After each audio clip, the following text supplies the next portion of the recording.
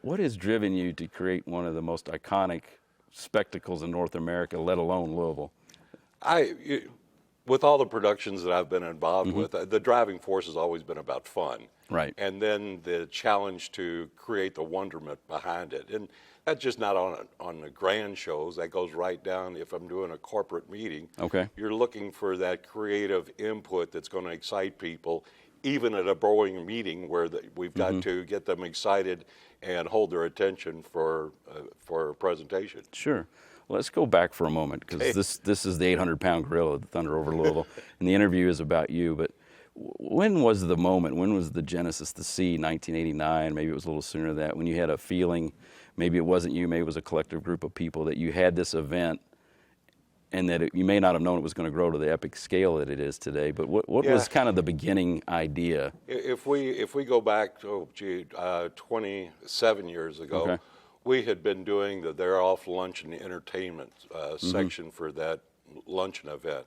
The Kroger Company was the sponsor for that, and each year we were providing the entertainment. And back in those days, that was the multimedia slide presentations.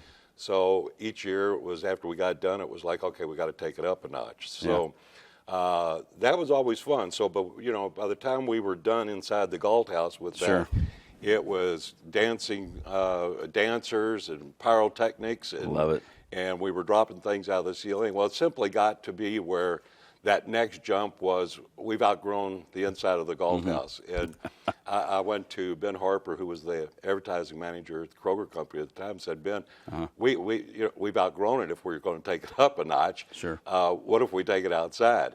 And we toyed with that idea for almost a year, and he got with Dan Manjit, who was president then of the Derby Festival. Right. And we started laying out an idea for doing the opening ceremony for the luncheon down on what is now the Great Lawn. At that time, it was a scrapyard. We had to get a bulldozer in there and scrape off an area to do this daytime show. Guy Hempel was the manager at Wave TV back in those days, and that was the dawn of being able to take their cameras on location and send a signal back into the Galt House and project on the screens what we were doing outside. Sounds like, you know, it sounds like no big deal now. At the time, it was a very big deal. So we did a daytime entertainment thing on the waterfront there. We released 10,000 helium balloons, and we did do some daytime pyrotechnics.